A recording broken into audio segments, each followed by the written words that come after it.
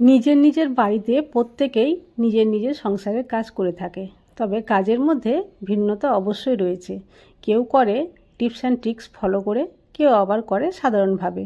তো আমি চাইবো প্রত্যেকটি গৃহিণী যাতে টিপস অ্যান্ড ট্রিক্স ফলো করে বাড়ির কাজগুলো করে নেয়।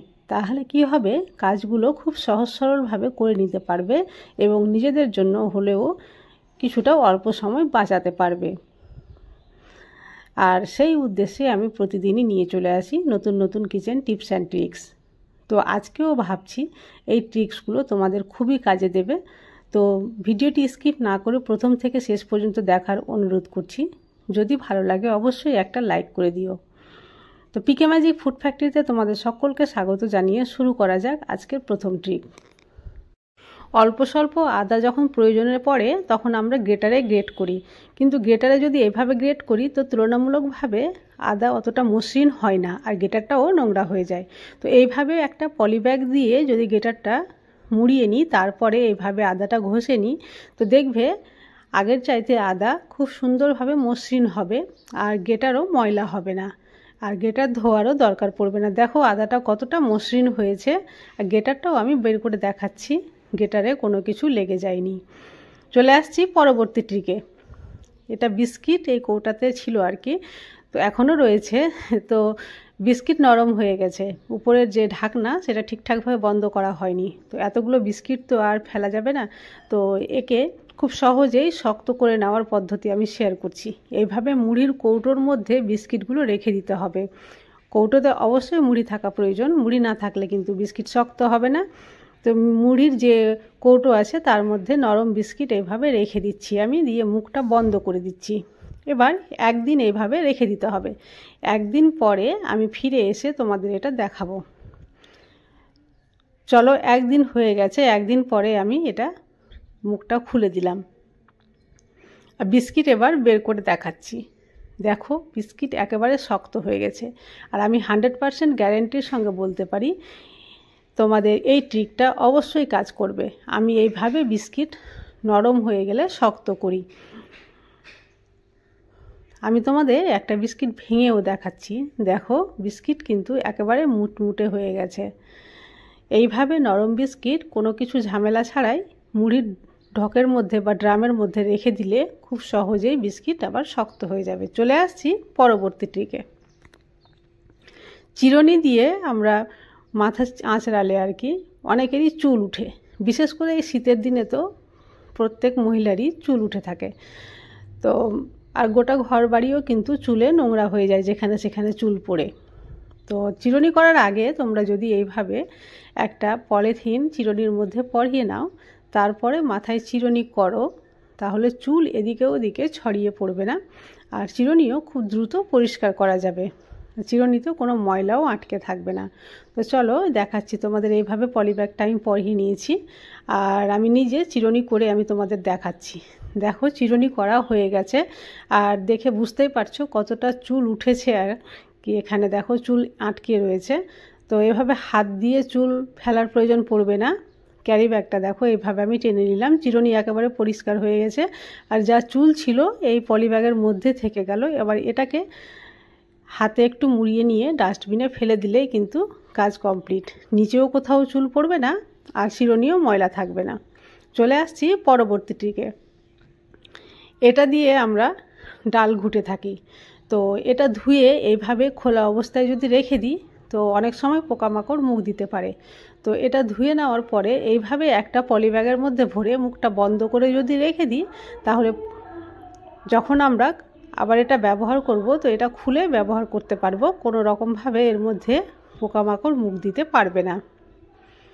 ট্রিকটি ভালো লাগলে অবশ্যই অ্যাপ্লাই করিও। চলে আসছি পরবর্তী ট্রিকে।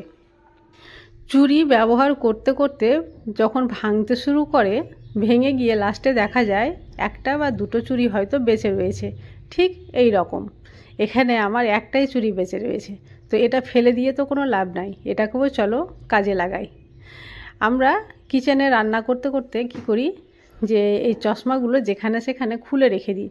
এর ফলে কি হবে, লেন্সটা নষ্ট হয়ে যেতে পারে, স্ক্র্যাচ পড়ে যেতে পারে। তো এই চুড়িতে এইভাবে চশমাটা যদি হ্যাং করে দিই আর কোথাও এই চুড়িটা হ্যাং করে রাখি, তাহলে কি হবে যে যখন প্রয়োজনে পড়বে আমরা এখান থেকে বের করে চোখে পড়তে পারবো, আবার ইচ্ছে না হলে এখানে আবার হ্যাং করে রাখতে পারবো। এর ফলে চশমার লেন্সটাও ভালো থাকবে। চলে আসছি পরবর্তী ট্রিকে। এখন তো শীতের সময়, কম বেশি ছোট বড় সবাইকে কাশির সমস্যা। তো আমরা যখন কোথাও ঘুরতে যাই তো এই কাশির সিরাপটা কিন্তু নিয়ে যেতেই হয়, ব্যাগের মধ্যে রাখতেই হয়। আর কাশির সিরাপের একটা নিয়ম আছে যে খুব সহজেই সাইড দিয়ে কাশির আঠালো আঠালো যে সিরাপের যে অংশগুলো সেগুলো বেরিয়ে আসে, একেবারে নোংরা হয়ে যায়। তো কাশির সিরাপের মুখে এভাবে বোতলের মুখে যদি একটা বেলুন পরিয়ে দিই তাহলে কি হবে, মুখটা এঁটে থাকবে আর কোনোভাবেই সিরাপ বাইরে বেরিয়ে আসবে না, আর হাতটাও আঠালো হবে না, ব্যাগও নষ্ট হবে না। যখন প্রয়োজনে পড়বে আর কি তখন এটা খুলে তোমরা আবার খেতে পারবে, খাওয়ার পরে আবার সেম একই রকম প্রসেসে এটা পরিয়ে রেখে দিবে। চলে আসছি পরবর্তী ট্রিকে। প্রতিদিন কাজের হাত, কাজ করতে করতে হয়তো আঙ্গুল কেটে যায়, কিন্তু আঙ্গুল কাটলেও তো কাজ বন্ধ থাকবে না, কাজ তো করতেই হয়, বিশেষ করে গৃহিণীদেরকে। তো সেই কাটা হাত দিয়ে তো আর থালা বাসন মাজা বা বাড়িতে অন্য কিছু কাজও করা অসম্ভব হয়ে পড়ে। তো তখন যে জায়গাটা কেটে যাবে সেই জায়গায় তোমরা যদি এইভাবে একটা বেলুন পরিয়ে নাও, তারপরে সেই হাত দিয়ে কাজ করো, তাহলে কিন্তু কাটা জায়গায় কোনো কিছু লাগবে না আর কি। আর কাজ করা হয়ে যাবে যখন, তখন বেলুনটা খুলে রেখে দিতে হবে। তো এইভাবে তোমরা যখন কাজ করবে তখন বেলুন পরেই কাজ করিও, তাহলে কি হবে যে কাটার জায়গাটা আর ব্যথা করবে না, এতে জলও লাগবে না, আর কোনো মানে সার্ফ বা সাবান কোনো কিছুই লাগবে না। চলে আসছি পরবর্তী ট্রিকে। বাড়িতে ব্যবহার করার মশলার কৌটোগুলো যখন প্রায় একই রকম দেখতে হয় তখন আমরা খুব অসুবিধার মধ্যে পড়ে যাই, কোনটাতে কোন গুঁড়ো মশলা রেখেছি সহজে খোঁজ করে পাই না। তো আজকে তার জন্য আমি একটা ছোট্ট ট্রিক তোমাদের সঙ্গে শেয়ার করছি। কোনোভাবে মশলা হারিয়েও যাবে না বা মশলা খোঁজ করে পেতে কোনো অসুবিধা হবে না, যে কেউ বলে দিতে পারবে যে কোন কৌটাতে কোন মশলা আমি রেখেছি। তো চলো সেই ট্রিকটাই আমি তোমাদের সঙ্গে শেয়ার করছি। এখানে আমি যতগুলো কৌটো আছে ততটা আমি কাগজ কেটে নিচ্ছি। কাগজগুলো ছোট ছোট করে আমি টুকরো করে কেটে নিলাম।